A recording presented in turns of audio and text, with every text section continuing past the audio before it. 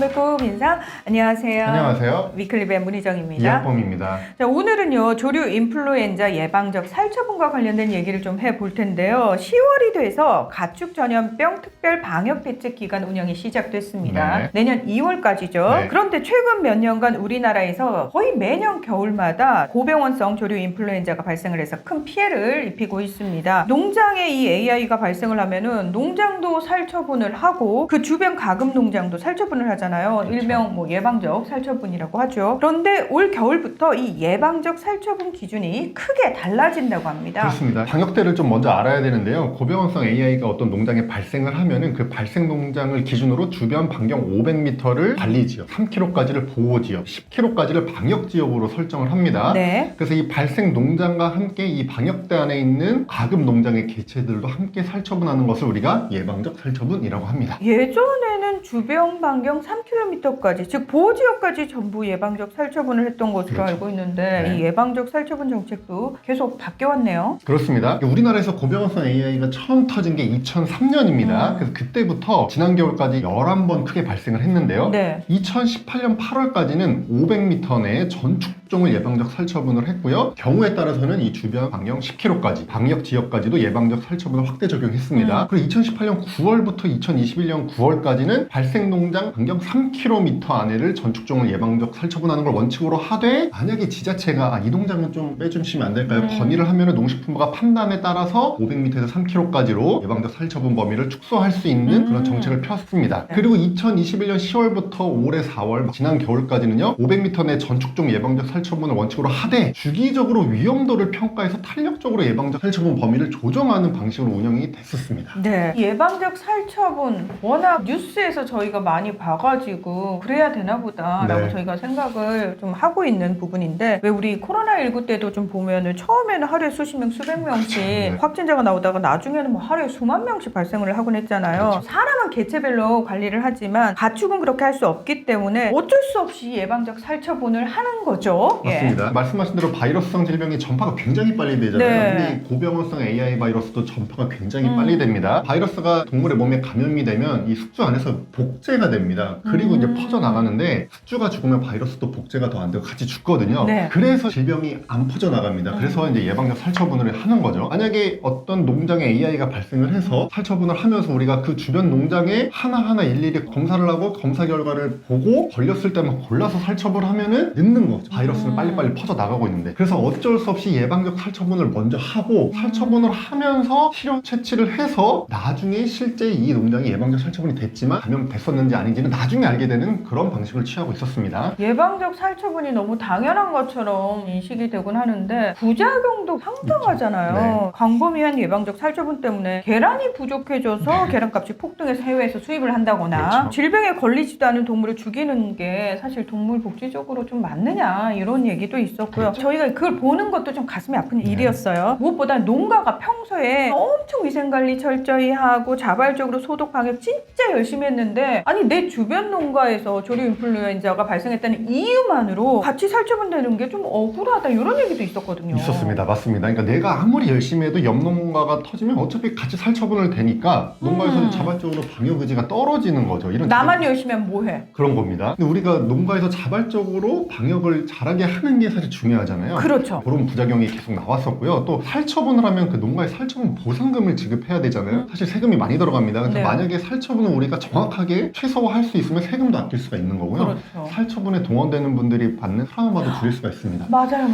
그러니까 이론적으로는 이 예방적 살처분을 최소화하자, 좀 골라서 죽이자 하는 게 너무 맞는 얘기지만, 예방적 살처분을 최소화하려다가 자칫 잘못해서 이제 질병이 퍼져나가면 오히려 더 큰 피해가 발생하니까 이제 이게 사실 딜레마겠죠. 그러니까 예방적 살처분은 최소화하는 게 좋은데 질병 전파는 또 막아야 되고. 그렇죠. 아이고 참 정부도 고민이 많을 수밖에 없을 것 네. 같아요. 근데 아까 왜 예방적 살처분을 하면서 실효 채취 가치에서 해당 농장의 바이러스 감염 여부를 검사한다고 했잖아요. 그렇죠. 저는 진짜 궁금한 게, 그러면 살처분을 일단 해버리고 나서 그 이후에 결과를 알게 되는 거잖아요. 그렇죠. 네. 그러면 실제로 예방적 살처분 농장 중에 바이러스가 나온 농장 비율은 얼마나 돼요? 좀 있습니다. 이게 만약에 예방적 살처분을 했는데 지금까지 예방적 살처분한 농가 농가에서 바이러스가 실제로 나온 농가가 빵개다. 그럼 오. 예방적 살처분을 왜 하냐 이런 얘기가 나올 수 있지만 최근 5년간의 통계를 보면요. 고병원성 AI가 발생한 농장 수가 263개, 그리고 예방적 살처분은 531개 농장에서 했습니다. 예방적 살처분을 한 농가 중에서 양성이 나온 농가가 37개로 약 7%였습니다. 그래서 이곳들은 예방적으로 살처분을 했지만 실제로 바이러스가 나온 곳이죠. 근데 이걸 축종별로 좀 나눠볼 필요가 있는 게요. 육개 농장은 1.7%밖에 안 되는데 종개는 8.6, 산란계는 2.1, 오리 농가는 18.6%였습니다. 오, 오리가 예방적 살처분 농가 중에서 실제 양성 비율이 꽤 높은 편이네요. 맞습니다. 그래서 오리는 사육 기간이 6개에 비해서 길고요. 축사에 농가 사장님이 출입하는 빈도도 많은 편입니다. 그리고 지금까지 AI 발생한 농가 수 최근 5년간을 보면 전체 발생 농가 중에 거의 절반, 47.1%가 오리 농가였거든요. 그리고 무엇보다 다른 축종에 비해서 잠복 감염 위험성도 큽니다. 그래서 오리는 AI 전파 위험성이 되게 큰 축종입니다. 그래서 올해 고병원성 AI의 예방적 살처분 범위를 정부가 많이 바꾼다고 했는데 계획을 보면은 축종별로 다르게 적용한다. 그 내용이 들어간 거군요. 정확히 그렇습니다. 그러니까 오리 농가는 그대로 적용을 합니다. 그러니까 제외가 없습니다. 하지만 사육 기간이 짧고 축사 출입 빈도가 적으면서 AI 발생 그리고 예방적 살처분 농가 중에서 양성 비율이 낮은 6개 농가는 500m 이내 관리 지역에서 일괄적인 예방적 살처분에서 제외합니다.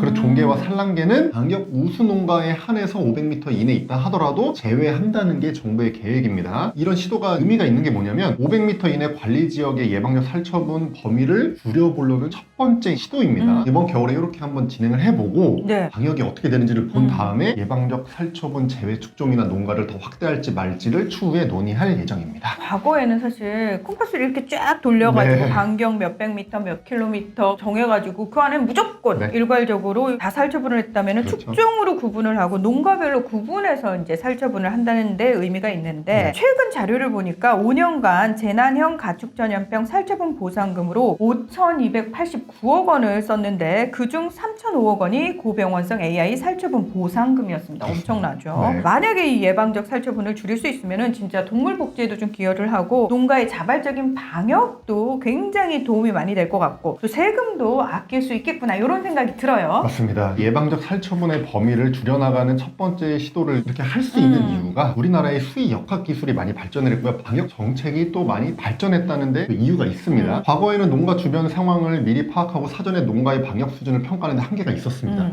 근데 지금은 농가 주변의 도로 상황이라든지 야생조류가 얼마나 서식하고 또 야생조류에서 AI 바이러스를 검사를 하거든요. 네. 얼마나 검출이 되는지, 지형적으로 어떤 여건에 갖춰져 있는지, 그리고 과거에 이게 AI가 얼마나 발생했었는지, 또 농장주의 생활 동선이 어떻게 되는지 이런 거를 미리 점점 더 파악할 수 있어지고 있거든요. 네. 게다가 2017년에 우리나라 농식품부에 중앙정부의 방역 정책국이 생기면서 조류 인플루엔자 방역과가 별도로 신설이 됐습니다. 그러면서 지금은 과거에 비해서 AI 예찰 검사 체계가 훨씬 더 체계화되어 있거든요. 그러다 보니까 신속한 대응도 가능해졌고 예방적 살처분 범위도 줄여가는 시도를 이제 해볼 수 있는 거죠. 야, 죽이는 방역이 아니라 살리는 방역으로 가야 한다는 얘기 예전부터 굉장히 많이 나왔었는데 네. 이제 뭐 수의 역학 수준 발전을 하고 정부의 정책이 발전을 하면서 점점 덜 죽이면서 질병도 예방하는 쪽으로 바람직하게 나아가고 있는데 네. 우리 위클리벳이 2015년에 시작을 네. 했거든요. 역시 그 세월이 그냥 헛세월이 아니었구나.